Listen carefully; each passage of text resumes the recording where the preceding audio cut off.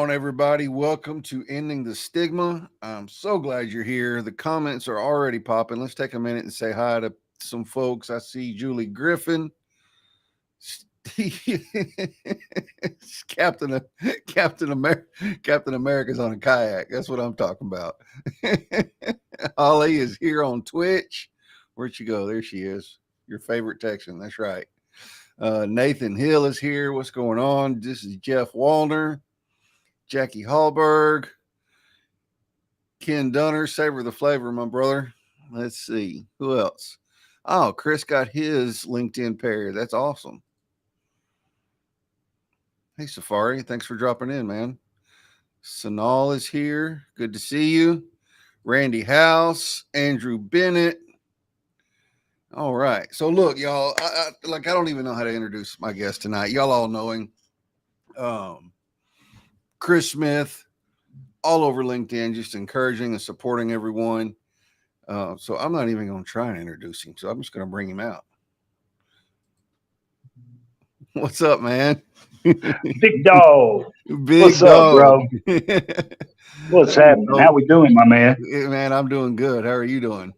Man, come on, bro. Come on now. Listen, I just got done speaking. Sorry for the delay, guys. I can't see the messages or anything. Sorry for the delay.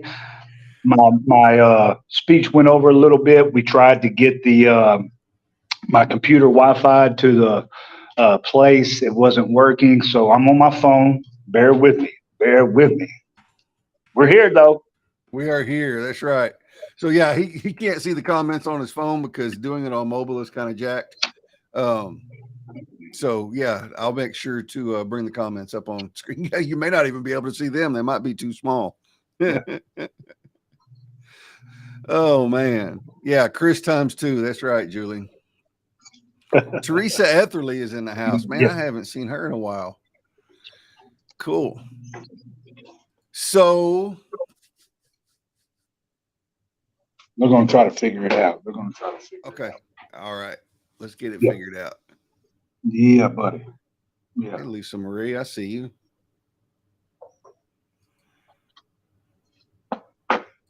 Oh, I see I see them. Yeah, I see them. Okay. Yeah. All right. Yeah. Okay. Hey, Bobby Lee, Veronica Knight. Man, everybody on your side showing up. Man, V, what's up, V? Love you. Patty Kitchens. Who else is here? Charles Wallace. All right. There we go. Is it easier to read in the phone if we write in all caps?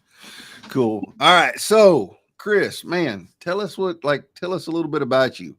Like, you've been incarcerated. You struggled with addiction. So we share both of those things in common. Mm-hmm. Just tell us a little bit about your story. Okay. Yeah. Great place to start. Of course, I've been in recovery for, next month, Lord willing, I see it. We'll have 6 years, baby. We'll have 6 years. Man. So, that's what's up. Lots happened in that 6 years, man. A lot has happened in that 6 years. But it took 30 something years of turmoil, brokenness, hopelessness, helplessness, to get there. You know what I mean? So, I come from a poverty-stricken area. Grew up in a poverty-stricken area. My father left when I was 3.5-year-old. Matter of fact, that was my very first memory, bro. My very first memory was my father leaving, walking out the door. No kidding. Yeah, man. Yeah, bro. And I didn't know what I was experiencing at that time. I just kind of touched on this a while ago with the individuals I was speaking with. How's it going? Oh, we're fixing up. Thank you so much, sir. Sorry to interrupt you guys. Man, you're good to No, go. you're good. You're not interrupting. You're assisting, helping. Yeah. Take a photo. Okay, let's see. Yeah, so let me see if I can get this bad boy on real quick. Yeah, come on with it. Yeah, I think it's. Look out now.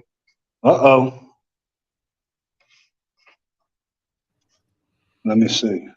Let me see. Where are you at, Chris? You need me to resend an email or a DM or something with the link to join?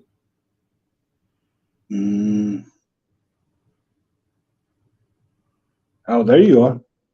Yeah. So looking for the link. Here's the link. There goes the link.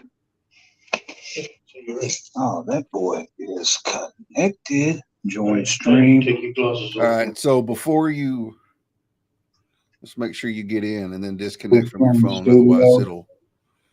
So allow. All right. Enter my name. Guys, sorry for the hold up.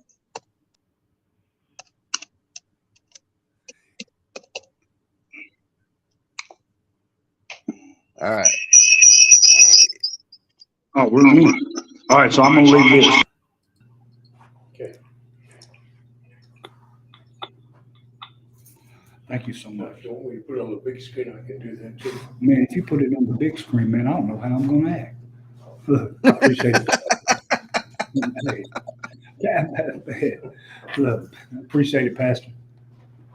Yeah, yeah, All right. yeah. I spoke at a Celebrate Recovery tonight, and they had a good turnout. Yeah, Yeah. yeah. I get fired up a little bit, guys. I get fired up. You know, listen, look, when we start talking about life, like when we start talking about the turnaround, like when Yeah. we start talking about coming from places, dark places into light, man, when we start talking about how we see ourselves with limitations and we get to a place of limitless possibilities where our consequences, we don't even, we carry consequences from our actions, right? That's Mm-hmm. cool. I've accepted the consequences, but they are not limiting my life. I will Come step on. into something. It doesn't matter. You'll have to tell me no 1,000 times. You'll have to tell me no 1,000 times. But that 1,001st time, I'm gonna catch a yes. And the thousand, look, the 1,000 people that said no when we're gravitating to the top, it's going to be like, man, I wish, man, I wish. Don't worry about it. I haven't forgot about you, you know, because I'm going to come back and visit you. I'm going to come Yeah. back and visit you, you know. That way, you may say yes to the next Chris. You may say yes to the next Chris Smith, to the next Chris Hennessy. That's okay. I'm fine with that. I ain't mad at you. Right. I love it, man. I love it. Yeah. Hang on. I'm playing with layouts here. Here we Some go. said maximize the screen. Yeah, I said maximize the screen, make you bigger Okay. while you were preaching. Listen, man, hey, listen, I work on that every day, man. Man, I'm on top out though. Yeah. So Yeah, continue your story a little bit, man, because that's pretty wild that your first memory is of yeah, your yeah, dad leaving. yes, absolutely. So, uh, you know, I didn't even know what I was experiencing as I watched him pick his keys up off the lampstand there, the end table in the living room. He opened the door, walked down the sidewalk, got in his car, and drove away. I had no clue what I was Mm-hmm. experiencing, but you know what it was? I come to find out it was rejection. I was experiencing Mm-hmm. rejection, bro.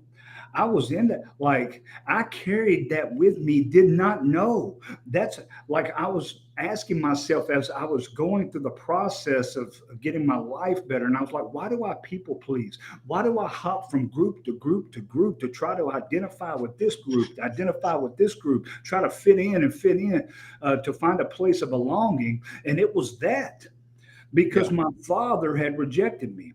But anyways, I carried that, you know, and of course my mother, she went on to remarry a gentleman, and we moved in with them a few years later, and we lived in a man just a rundown little apartment that didn't have, you know, it had holes in the roof. It had, I mean, it was just, it was in ruins. You know, it wasn't even livable, and Mm-hmm. so yeah, we lived in a poverty-stricken area, and I didn't understand, you know, when I had to have like the same clothes. Like I had to wear the same clothes, not just all school year, Chris, not just all school year. Like I had to wear the same stuff at the beginning of the next school year. I had to wear Yeah. the same shoes. Like my mama bought my shoes like a size and a half bigger. I didn't understand. Like, why you buying my shoes so big? And she was like, keep them clean, boy, keep them clean. And I Right. would, I would. Yeah. I would keep them clean because I had to wear them, grow into them, for the next school year. Mm-hmm. So I was like, and so I carried that anger with me.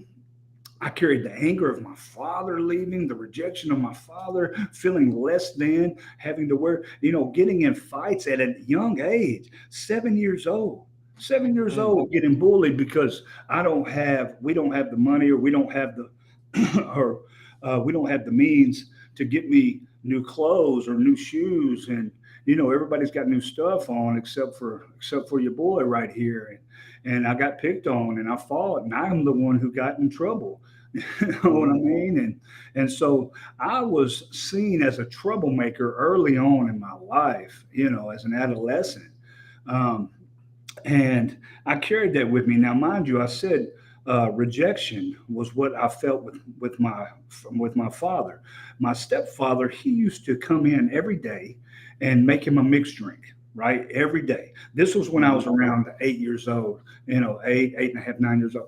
My stepfather used to make a mixed drink every day, and when he came in from work, and so I watched him and I watched him. I watched the process and everything, and so one day, after a few months, one day I come up with the idea that I'm going to make that for him, and I Mm. did, and I did. So when he came in from work, I mixed it just like I watched him. Been watching him for months, down to a science.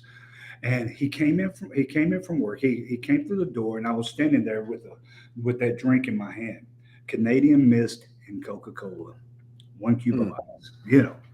And so standing One there, cube yeah, of ice. one You had cube, it down. Yeah. one cube of ice, man.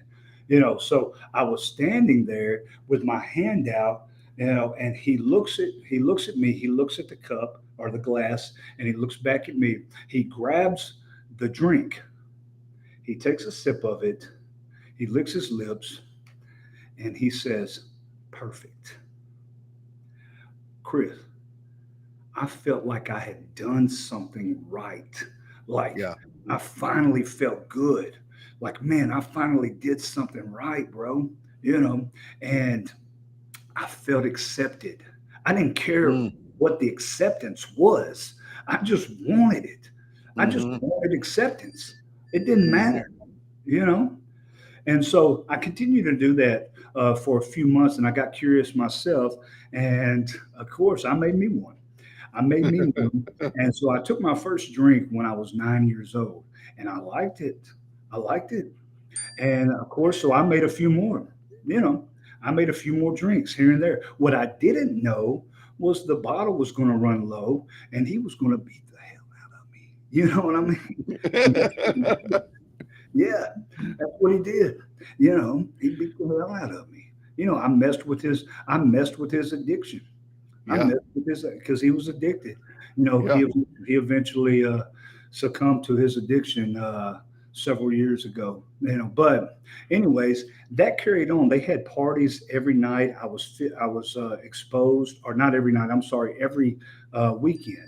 I didn't understand how we were so dirt poor, lived in this rundown little place, but everybody wanted to come to this old rundown house. I didn't understand. And they would stay up on the weekends and party all weekend into the morning, and we would get up and we could walk around. We were like the little clowns, we were like little um, party favor, party object at the, you know what I mean? Like, Yeah. and so everybody like, oh, look at them, rubbing our little head and stuff. We thought it was cool. You You know you what I mean mean? you mean you were little? Huh? Yeah.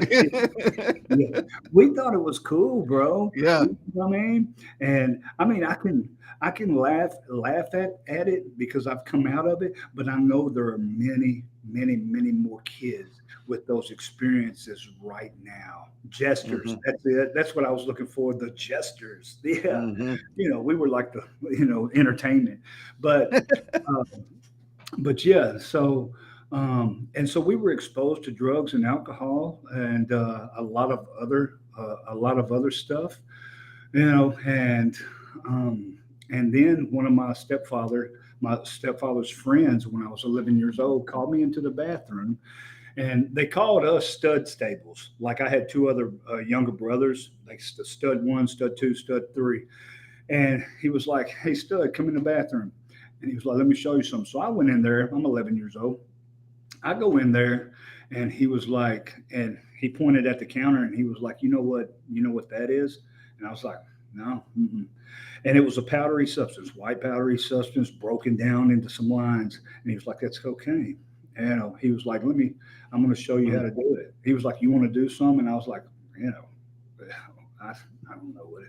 And so he rolled Mm. up a dollar bill, and of course he hit the line, and he's like, "Here, do the same thing," you know. And I did, and man, rush. Hmm. I already I mean, know. like Chris, it was like everything. My past, it was like my present. Like I was gone just at that Hmm. point, and I was like, wow, this took everything away. Hmm. Of course, I did it a couple more times.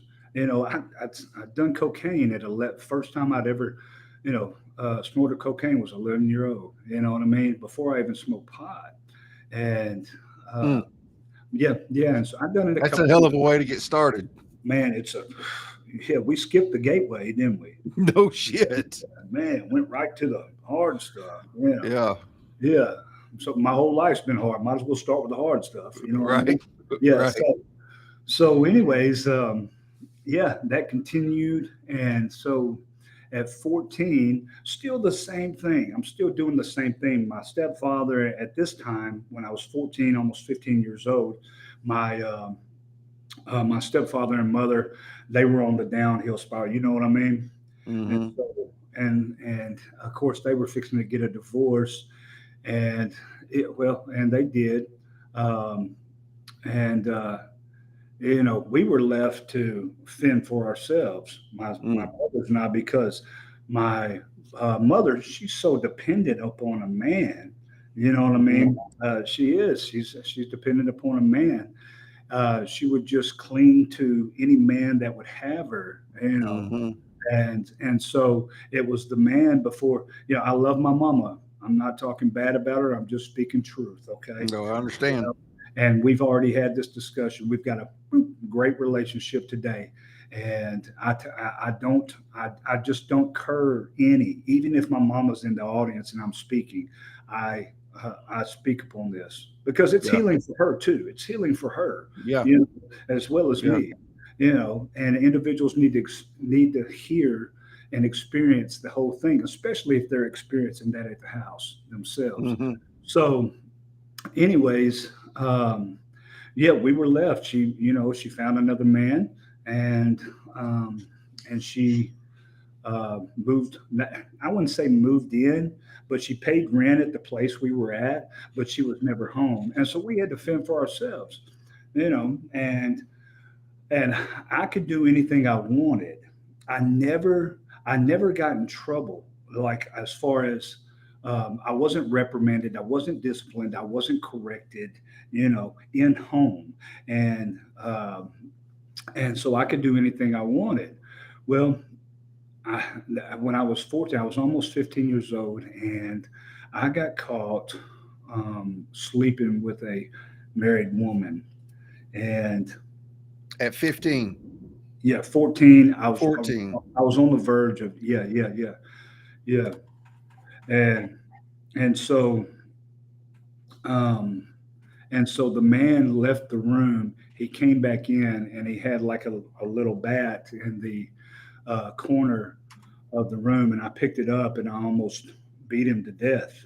He Mm. was in ICU, and of course, I got in trouble. I got charged, and I got sent off to a juvenile detention facility um, for a couple years, and then I got out. It was the same stuff, right? I got out. It was the same stuff.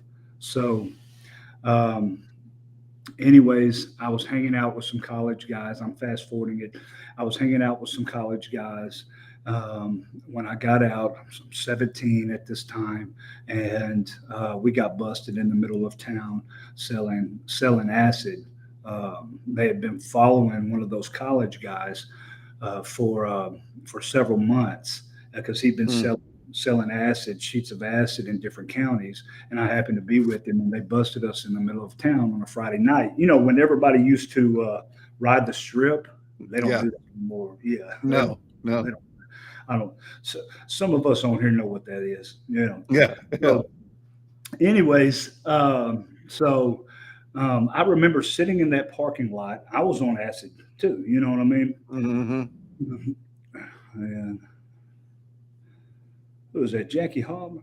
I love Hmm. Jackie. Man, I love Jackie. She knows what we're dealing with. Love you, Yeah. Jackie. Yeah. So, um, I forgot there's messages right here we can read. But so No, anyway, you're good. yeah. So I'm sitting there handcuffed, and I remember looking up. It was on a Friday night. Again, everybody tried to strip. I remember looking up and looking in the parking lot, and it felt like. That's right, Samantha. They were. and it Hmm. felt and it felt like the whole town was there, like Hmm. everybody, you know what I mean? And I looked up, and I felt like, of course I'm tripping, you know what I mean? Right. Right. But I felt like everybody had disdain towards me. Everybody was just, like it was over, and I felt like I'd been exposed too. Yep, that's right, Hmm. Randy Squirrel, shiny thing. But um and so, anyways, the next day, bro, nothing happened. Nobody spoke to me. Nobody said nothing. Nobody did anything. It was like it didn't happen. And I felt completely cast out. I felt less. I felt devalued. I felt worthless. Like I wasn't even afforded a lashing, like a beating. I wasn't afforded any words, anything. Hmm. And I thought to myself, everybody's done with me, you know, everybody. I didn't have a mentor. I didn't have anything in my life. And I said, I'm just the outcast. I'm just the bad guy. I'm just a misfit. And I said, if I'm going to be that, then I'm going to be the best damn bad guy, the best damn outcast, the best damn misfit uh, Hmm. ever. This is where my success is going to be. And I chose that path. I chose that path. And so 3 months after I turned 18, um, I found myself in jail, with a 2 year sentence. And then that's how my disease progressed. 2 years, 3 years, Hmm. 5 years, 8 years, and 16. I'm currently on a 16-year sentence right now. You know what I mean? I'm on Hmm. a 16-year sentence, and that's how mine progressed. And don't get me wrong, Chris. Don't get me wrong, bro. There were times when I went to six different rehabs, Hmm. and some of those, of course, a couple of those were court ordered. I'm just trying to get out of jail, whatever. You know how it goes. Hmm. And, but there were other times when I was like, man, there's got to be something better. There's got to be Yeah. something better than this. How do I get out of this? How do I? And so I would try, but when I went there, where was I?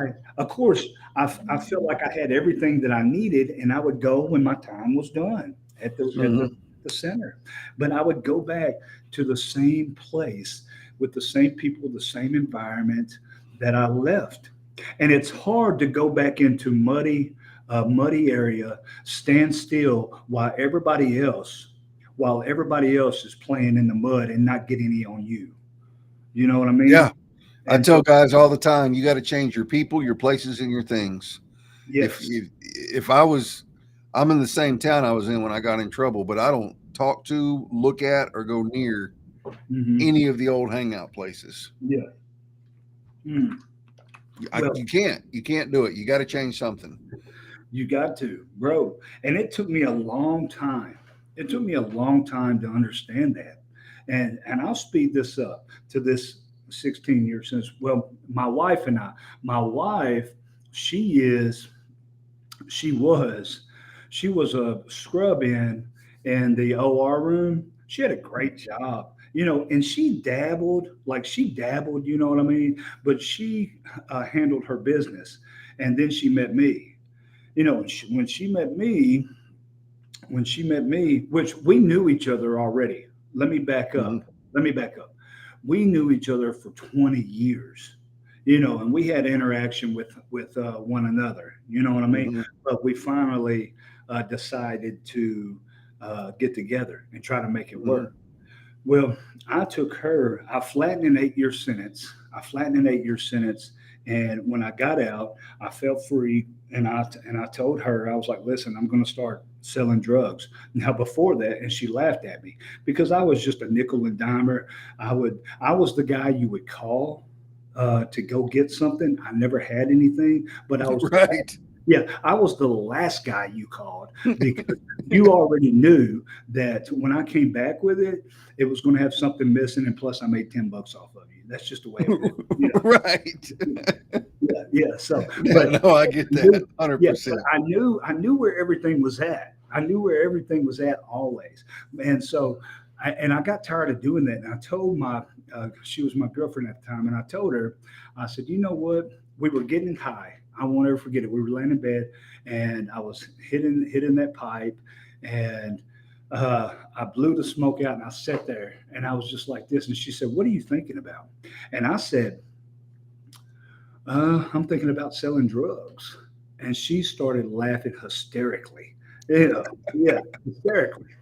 And I was like, what? I said, I'm serious. And she was like, how are you going to do that? I went and borrowed $75. In 3 months, I turned it into $80,000. And we started making about $25,000. We became drug distributors in four parts of 4 states. Man, we had a network. And eventually the DEA started investigating us, and the Mhm. judicial. Everywhere we went, we would get pulled over. But I had not a judge. I'm sorry. I had 2 attorneys that I had on retainer. I would call them all the time when we got pulled over. And they never could do anything. They tried to get informants into my house. They could never get an informant into my house, but they eventually caught me slipping. All this is on Justia Law too, Yeah. the justialaw.com. Yeah, they made new Yeah. cases out of my case. And so anyways, they, uh, uh, they wrote a warrant up, didn't reveal all the information, local authorities and drug task force, and gave it to the judge. He signed it, and they started looking for me in the town because I left the home I was at, and they found me, and they happened to catch me with something. So it was actually a blessing in disguise because they interrupted a open investigation with the DEA on me and my wife, or I'd still be sitting in federal prison right now. Thank you, Mhm. Lord. Right. So Right. I caught the 16. I caught the 16.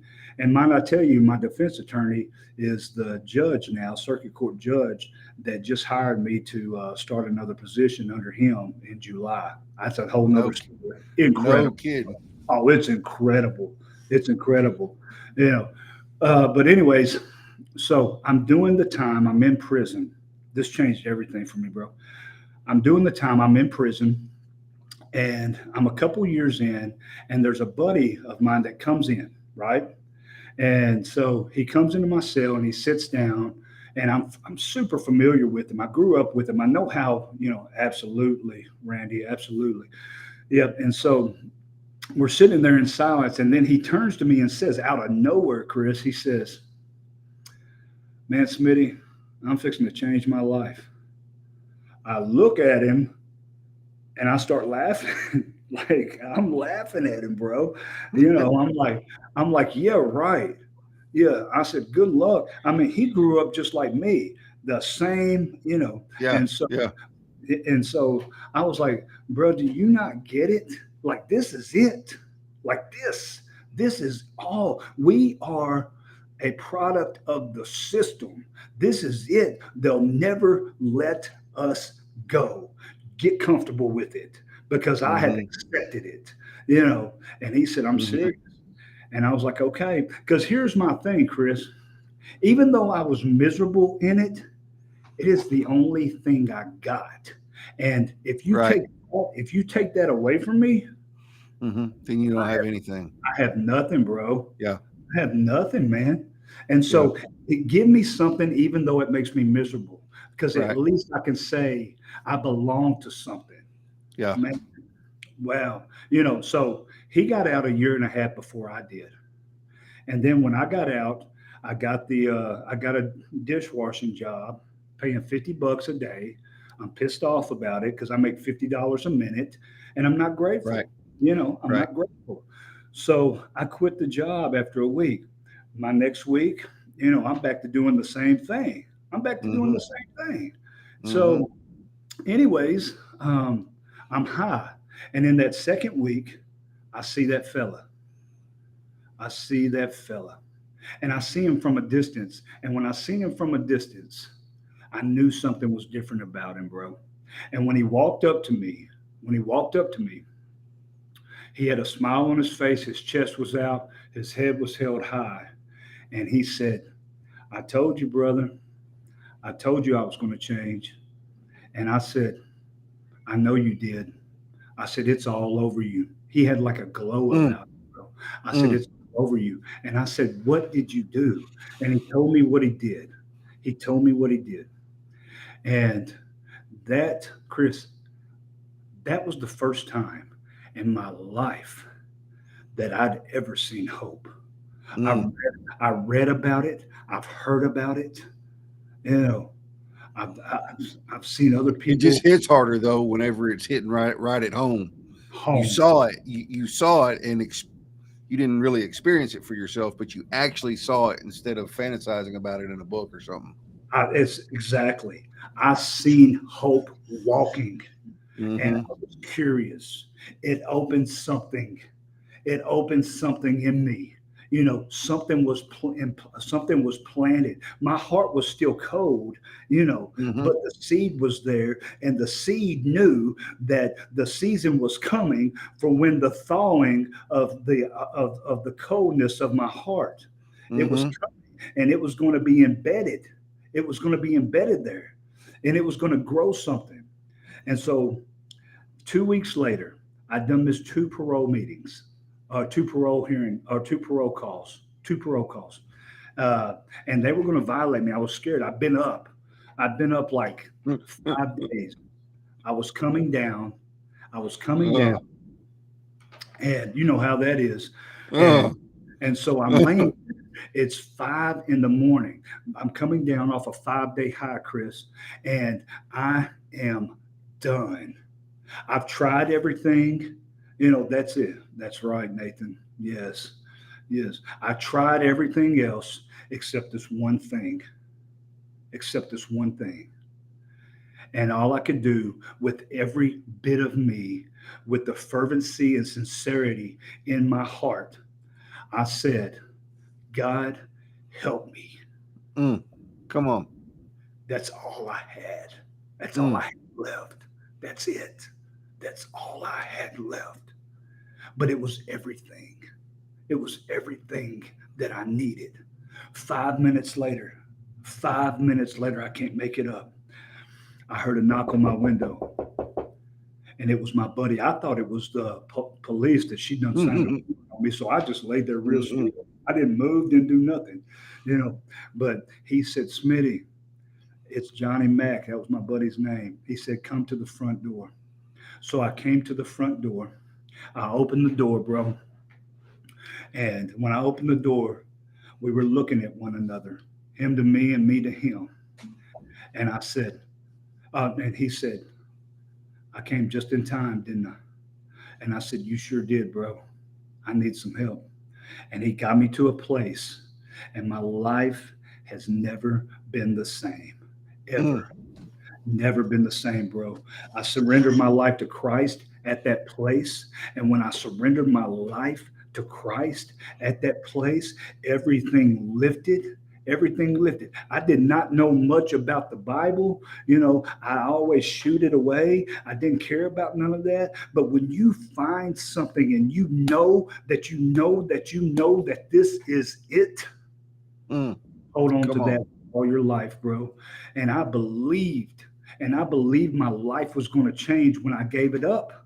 When I gave Hmm. it up. And it did, and I knew. And so what I did, it was a 4-month treatment center. You know what I did that day it happened?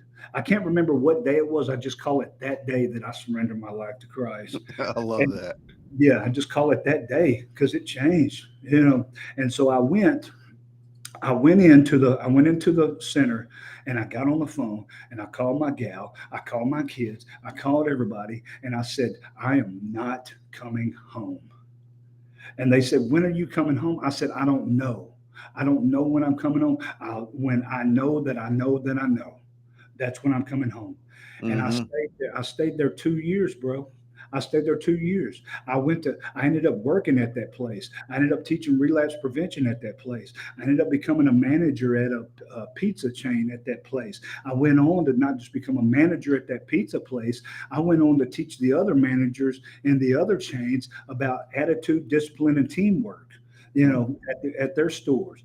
And I went to college from that place. I ended up getting a social work degree starting out at that place. You know what I Hmm. mean? Like my life was like this, like it was taking off. And I said, man, this is it. And out of nowhere, God called me back home. And I said, God, I have done everything. I have been obedient. I have listened to you. I have given myself up. I have done service work. I am striving. I am doing better than I have ever done. I have been obedient to you, but not this time. Not this time. I can't go back to a place where I'm hated. I hate the place. The people aren't going to give Mm. me a chance. All my brokenness, all my hopelessness, all my helplessness is there. And his response was, that's exactly why we're going back. Hmm. Before you can move forward any further, you have to face this. Hmm. And I wrestled with him for a month over this, right? And after a month, you know what happens when you wrestle with God? Man, I gave in. Yeah. I gave in. Just ask Jacob what happened. God knocked his hip out and he walked with a limp the rest of his life. I Rest of mean, his life. yeah. Man. Yeah. So after a month I went back. And when I went back home, I said, okay, what do you want me to do? Hmm. His response was the same thing you've been doing. Don't change up. Yeah. And that's what I've done. you know and that's what I've done. I got involved in my community. I started going to speak at churches. I went into the schools. I went into the universities. I went into the communities. I participated. I started serving. I went into the jails. And they let me come in. And I was speaking at a place one day, at Bethel University. It's a university close to my hometown, and I was speaking to the community and some students there. And there was a gentleman there that heard me talking about community involvement. And so after I got done, he came up to me and he said, man, that was great, brother. Give me a call. And we developed a friendship. He worked for the state. What happened? What happened was that his job came open because he took a promotion, and he asked a director from Nashville, with the state. No, the director asked him. He was like, "Man, do you know somebody can fill your spot?" And he said, "I know just the person." And so, anyways, I became I filled his role, and I've worked in this position for 3 years now as a peer Wow. project. Yeah, I oversee peer project coordination in 10 counties, bro. So what I do is I go in and assess what resources are there. Hmm. And and so then I uncover those resources so they're streamlined for an individual when they return back in their community from prison, jail, rehab, whatever, if they're in the community and they need them. So when they ask for the resources, they're already streamlined. They don't have to look around and say what's next. And if the resources aren't there, then we hold community, faith based, and collegiate recovery forums to talk about how we can create more resources by leveraging the community as a resource. So that's how we want to eliminate the stigma.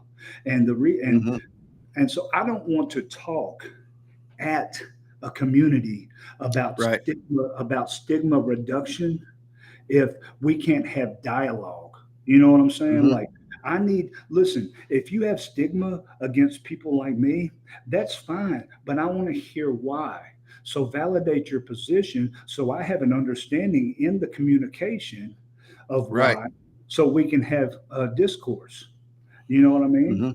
I'm cool with that. Like, but if I'm here and you're here and we've drawn a line, we're never going to get anything done. Right. You know what I mean? And so Hmm. that's my role right now. And I've created a lot of partners and resources in my region that weren't here. I've created organizations, put other teams together in my region, brought in rehab centers, brought in IOPs, and we don't just bring them in. We already have buildings for them to use with Mm. other businesses in our community that have open buildings, or churches that have open buildings. And so I want to show that there needs to be social incorporation and, Hmm. and For collective. sure. Yeah, that's the only way we have collective impact, not just Yep. I don't want to just collaborate. We got to go Right. beyond collaboration, you know. So we got to collectively participate and keep that thing moving. Hmm. And yeah, there's a difference. Yeah, there's a big difference. I love that, and I love that you're bringing the community into it. Mhm. Um, and I'm gonna backtrack for just a minute, just to kind of tie what I'm going to say in. So, whenever you said, you would get out of prison and would go right straight back to where you Mhm. were, I always say that's one of the number one causes of recidivism, Mhm. because you don't change your people, places, and things, and then you Mhm. get a job making $50 a day. Mhm. Well, what do you think is going to happen to somebody, even if they weren't used to making $50 a minute? You can't support anybody on $250 a week. No, no. So, to like, you have just proved what I always say, Mhm. but then bringing the community in is 100% key, because if you don't have community leaders on board with it, then nothing's ever going to happen to change. Oh, that's facts, bro. Listen, you know, I met with the stakeholders of the community, and I Hmm. said, listen, I said, here's the thing. I'm not, you know, do I care? Is there a part of me that cares about the community collectively participating and getting as many numbers of people that I can? Absolutely. But my position and my background, even though it doesn't limit me, it doesn't limit me because I refuse to, because my mindset is so strong. Other people aren't where I'm at. And Right. so they're just going to restrict back back into what they were doing. You know what I mean? Hmm. So, Hmm. and so when I get the stakeholders together, I tell them, I can't pull all the numbers like you can. See, I'm not trying to influence everybody. I'm just trying to influence one that can influence everybody. That's Hmm. what I need. That's what I, Hmm. so and that's what has happened. That's how we've pulled in some of our churches, and pulled in some of our businesses, in my areas, and pulled in Well, I pulled in our court system, judicial system, and started reentry programs, and started, and not just reentry, like if you're part of one of our reentry programs, I got 10 counties, and my goal was to have 10 before I left, but we just started it last year. I've got 4 reentry programs, paid positions, paid positions with grants through the Office of Criminal Justice Programs, Finance and Administration through our departments, but if you're in those programs,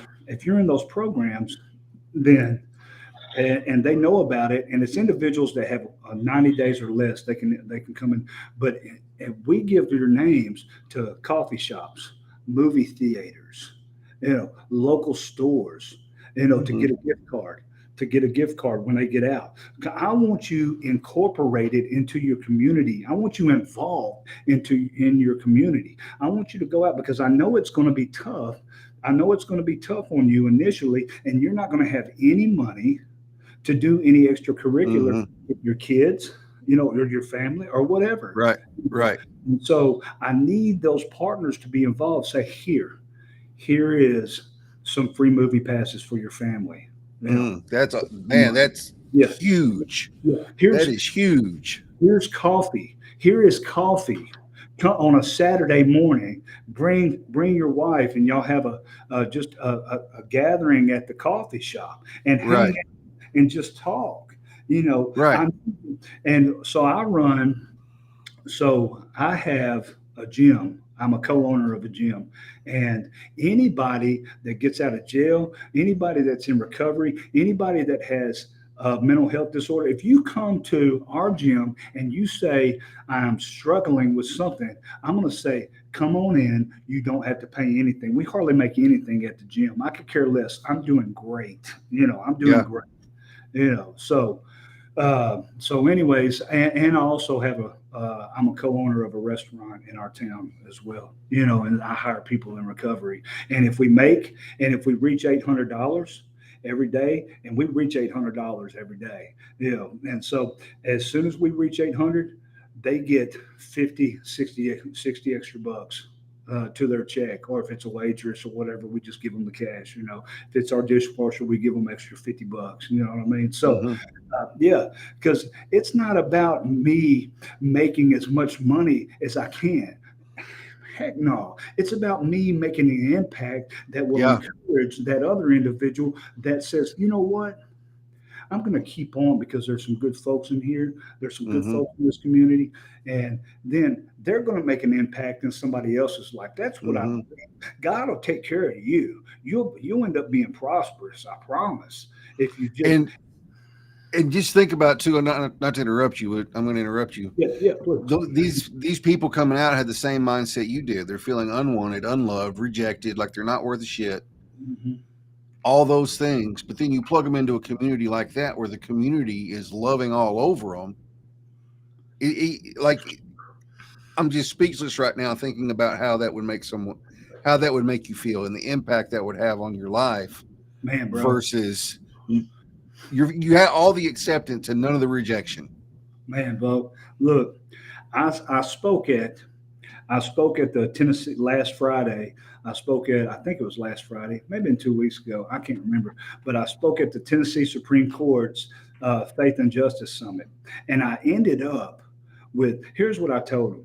I said, they asked, there was a question that was asked. It said, why should the community trust you? And I said, because there was a whole bunch of different groups there, right? And listen, man, that's a fair question. Yeah, it is. It's a fair question, bro. So I was like, that's a great question, and that's a fair question. And I said, why would they not? And so I'm talking about people that are fighting for their life, and they come out of that. Here's what I asked there. I can't remember. There was, a few hundred there, something, several hundred. And so I asked them, I said, let's just keep it real right now. I said, show of hands. I said, everybody in here, raise your hands if you've ever heard of Floyd Mayweather. Everybody. Every single person raised their hand. 99.9% of them. Everybody. Right. I said, okay. I said, it looks like everybody in here. And I said, Tell me who his trainer is. Anybody? I said, don't Google it. Nobody could tell me. Right. And I said, you know why? I said, do you know why nobody could tell you who the trainer? Because they didn't come for the trainer. They come to watch the fighter. They come to watch the person in the ring. I said, we have been in the ring our whole life fighting. And I said, we watch the fighter. And when we watch a fighter overcome something, then why would he not fight for your organization? Why would he not fight for your company? Why would you not put him in a position to tap into a valuable resource? Us. Right. That's who we are, a valuable resource that's only been tapped into by default because there's people not working. And they're like, oh, we got to go somewhere and tap into somewhere. Here's a population of people that's willing to, you damn right we're willing to work. Yeah. And here's the whole thing. When you give us a job, we're going to work our tail off. But don't limit us. Don't limit us. Don't limit us with wages. Don't you do that. Come on with it. No, because Preach that. we're going to take your businesses, we're going to take your organizations. If you allow us, we're going to take it to new heights. We're the most, man, we're intuitive, creative. Listen, you go, I already know. Chris, the best cake I ever had was in prison. You hear me? Yeah. Yes. 100%. Man, order me some Zuzus and Wham Whams, and I'll get Chef Neil over here to make something up that'll slap you. I promise. Yeah. I already know. These people, a lot of these people watching don't know about them Zuzus and Wham Whams. So. Man, making them cheese. Come on, man. Yeah. I used to, man, listen, I used to make them when I got home sometimes. I did. I already know. Yeah. So, but anyways, that was I said, why would you not trust us? I said, here's the whole thing. And I said, this is where discourse needs to be had. I said, why should we trust you? Why should we trust the community? I said, and so I said, this is where I won't slap. Hey, Samantha, I'm telling you, fire. Yeah. Straight money. Yeah. So I said, this is where dialogue needs to be had. This is where the dialogue. When you look at me, I want you to see the next person. I want you to see the next person because they can do it too. They just need that chance. They need that opportunity, Oh man. Hey, Chris, man, you know what, bro? Man, we could probably get some hits on that. I did one last year, and I made a spread on camera, did the whole thing, and I didn't eat it. I ate it afterwards, but yeah, it would be interesting to do for sure. Man, I mean, I think it. I think it'd be impressive. But that's the things we have to be creative in there. We're doing more than surviving. We're intuitive. You know what I mean? And we come up with ingenious ways to not just survive, but to thrive in there. There's a hustle. There is a hustle about ourselves. And if you afford us the opportunity to be able to hustle for you, man, we're going to take your business or your organization to another level. I promise. Yeah. I truly believe that. For sure. Yeah. Whew. I say all the time, I know I keep saying that, I say all the time, not everybody coming out of prison is going to want to act right. But the ones that do, you give them a chance and they will bust their ass for you. Man, look, so and here's the thing, I don't need you to go to bat for me in a social service field because that's a good fit for me. No. Right. What if I want to be a banker? No. What if I want to own my own businesses? No. Right. What if I want to work in HR? No. What if Yeah, just because I had this past doesn't mean I'm just going to be a good fit for people that have these same experiences. Mm-hmm. No, we need to get out of that. Yes, I probably will. Yes, you probably will, but that's not what we want to do. Right. You know, no, man. What if we want to be teachers? What if we want? I'm just saying because we have the capacity to do that. We have the 100%. yeah, bro. Yeah, thrive. That's right. Thrive. Absolutely. Tons of places. Mm-hmm. Yes, Nathan, tons of places, man. Look, I'm I'm not limited. I'm gonna say it again. I'm not limited. I had the mindset, I had the mindset that there was nothing that was going to restrict my progress. And I didn't care about a no. And I've had a lot of no's. Now I'm a six-figure earner. This in the last couple of years of my life, I have no debt at all. I'm a homeowner. I'm a landowner. And I'm a stakeholder. And I'm also on I said it before, I'm on our county's economic and development planning board. Mm-hmm. So if you're going to give me that shot, give other people the same shot. Yeah. Give other people the same. And you're just proof that it can happen, that it will Yeah, happen. yeah. We're not done, bro. We're not No, done by no means. No, we're no. just getting warmed up.